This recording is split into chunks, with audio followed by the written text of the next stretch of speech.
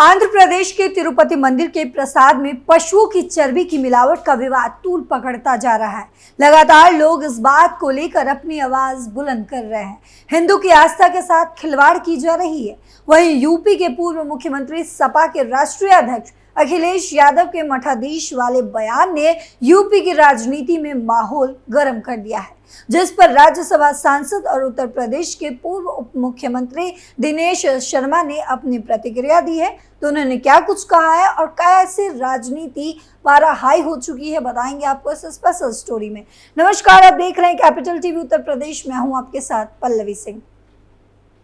Samajwadi party के मुखिया और यूपी के पूर्व मुख्यमंत्री अखिलेश यादव ने भाजपा से लेकर सीएम योगी आदित्यनाथ तक निशाना साध दिया।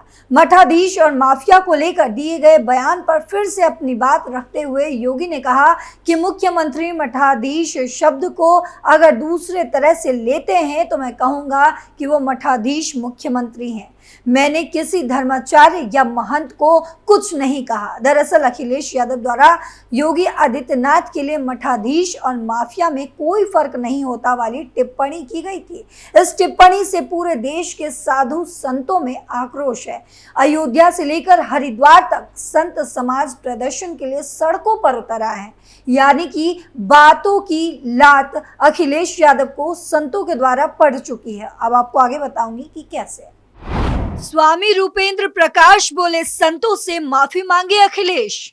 श्री पंचायती बड़ा उदासीन अखाड़े के महामंडलेश्वर स्वामी रूपेंद्र प्रकाश ने बताया कि समाजवादी पार्टी के राष्ट्रीय अध्यक्ष अखिलेश यादव ने हमारे सनातन धर्म के प्रहरी संतों के बारे में जिस प्रकार की टिप्पणी की है वे बहुत ही अशोभनीय है। हम उनकी निंदा करते हैं। उन्हें सारे संत समाज से सार्वजनिक रूप से माफी मांगनी चाहिए। उन्होंने कहा कि अब अखिलेश यादव टिप्पणी को लेकर लीपापोती करने की कोशिश कर रहे हैं।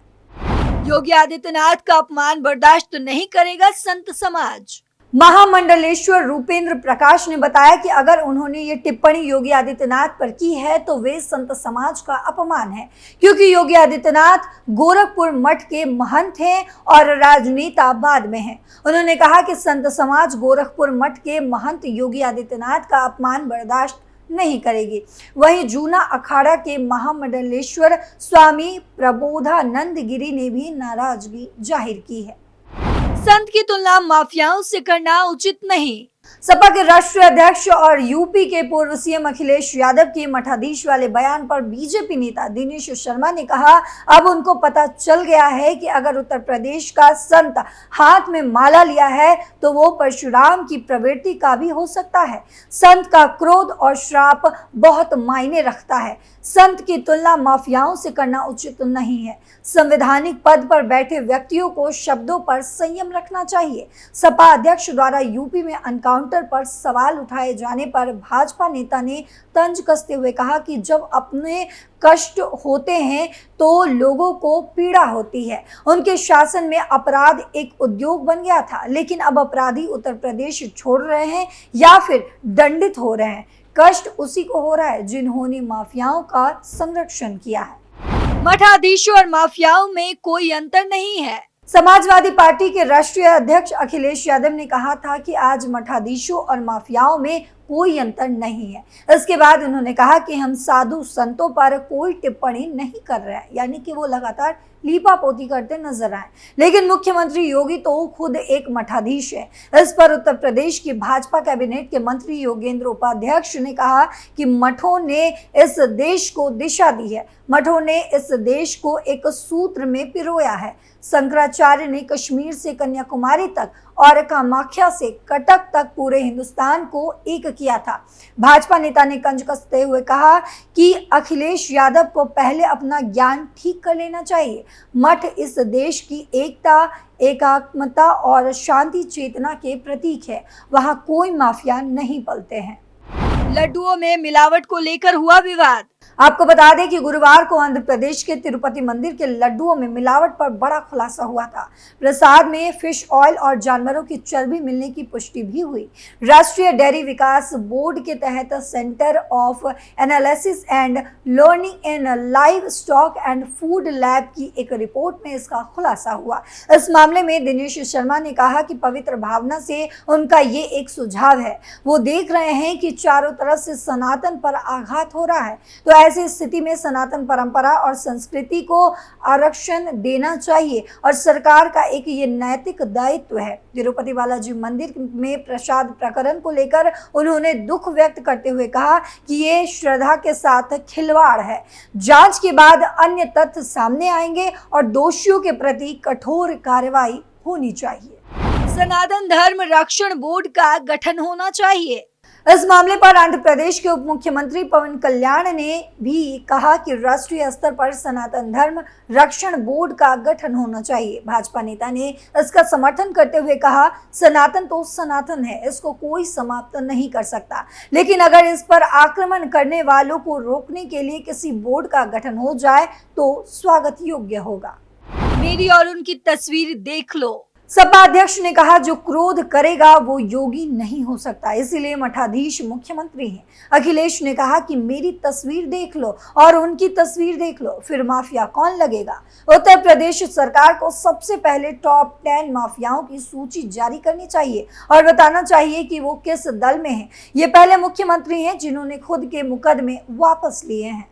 एक देश एक चुनाव है साजिश। उन्होंने कहा कि वन नेशन वन इलेक्शन एक बड़ी साजिश है। हमको आपको उलझाने के लिए क्या महिला आरक्षण लागू हो गया। 18,626 पेज की रिपोर्ट थी, 191 दिनों में पूरी हुई, यानी एक दिन में लगभग 100 पेज। अब इसी से पता चलता है कि कितनी चर्चा हुई होगी। असल में ये भाजपा की रिपोर्ट है। One nation one election one donation, यानी कि वो बातों को उलझाने की कोशिश में लगातार जुटे हुए हैं।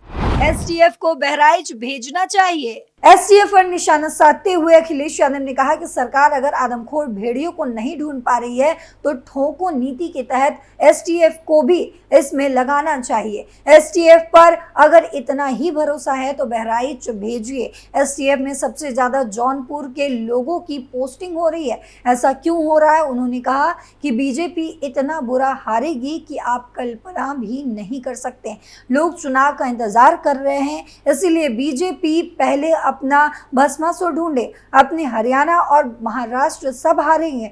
वक्फ को लेकर अखिलेश ने बातों को उलझाने की कोशिश की। प्रसाद वाले बात पर जब लगातार उन पर तंज कसा जाने लगा, वो घिरने लगे, तो वो बीजेपी के कई मुद्दों को उठाने लगे और कई मुद्दों पर उन्होंने लगातार चर्चा की, जैसे कि वक्फ के बात पर वो आ गए उछलकर, और वहीं उन्होंने चुनाव की बातों को लेकर बीजेपी को घेरने की लगातार कोशिश की और लड्डू वाले मामले पे, यानी कि प्रसाद वाले मामले पर जहां वो घिर रहे थे, उस पर उन्होंने कोई भी सफाई नहीं दी।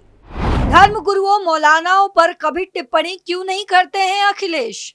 भाजयुमो प्रदेश अध्यक्ष ने कहा कि जब अखिलेश यादव इस तरह का बयान दे सकते हैं तो दुनिया में सबसे ज्यादा आपराधिक और आतंकवादियों की घटना में जिनका नाम आता है, उनके धर्म गुरुओं मौलानाओं पर कभी टिप्पणी क्यों नहीं करते हैं।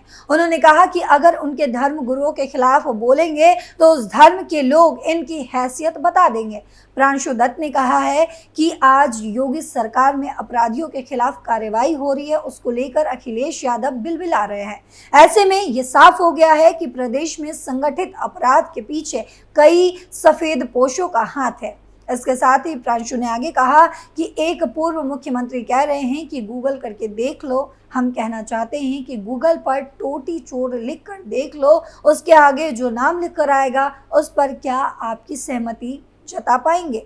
इन्होंने सभी साधु संत सनातन धर्म का अपमान किया है, उसको लेकर देश की जनता माफ नहीं करेगी। आपको बता दें कि बीते दिनों अखिलेश यादव ने अपने एक बयान में कहा था कि माफिया और मठाधीश एक जैसे ही हैं, दोनों में ज्यादा फर्क नहीं है। इसके विरोध में लखनऊ, आजमगढ़, हरदोई और सोनभद्र समेत अन्य जिलों में भी बीजेपी कार्यकर्ताओं ने सपा मुखिया अखिलेश यादव का पुतला फूंका और नारेबाजी करके अपना अपना विरोध जताया है। वहीं आंध्र प्रदेश के मुख्यमंत्री एन चंद्रबाबू नायडू के एक दावे से बड़ा राजनीतिक विवाद हुआ है। जो मैंने आपके साथ अभी साझा किया, जिसमें उन्होंने कहा कि पिछली सरकार के दौरान तिरुपति के लड्डुओं में पशु चर्बी का इस्तेमाल किया गया है। उन्होंने दावा किया कि पिछली वाईएएस जगन मोहन रेड्डी के नेतृत्व वाली सरकार ने तिरुपति में श्री वेंकटेश्वर स्वामी मंदिर को भी नहीं बख्शा और लड्डू बनाने के लिए घटिया सामग्री और पशु चर्बी का इस्तेमाल किया। टीडीपी ने कथित प्रयोगशाला रिपोर्ट दिखाई, जिसमें दिए गए घी के नमूने पशु की चर्बी, लार्ड और मछली के तेल की मौजूदगी का भी दावा किया गया है। नमूने लेने की तारीख 9 जुलाई 2024 थी और प्रयोगशाला रिपोर्ट 16 जुलाई की थी। इस विवाद पर सपा प्रमुख अखिलेश यादव ने जो टिप्पणी की, उससे राजनीतिक घमासान मचा हुआ है। लेकिन इस खबर पर आपकी क्या राय है, कमेंट बॉक्स में जरूर बताते जाइएगा। फिलहाल मेरे साथ इतना ही। देश और दुनिया की तमाम खबरों के लिए देखते रहिए कैपिटल टीवी। नमस्कार।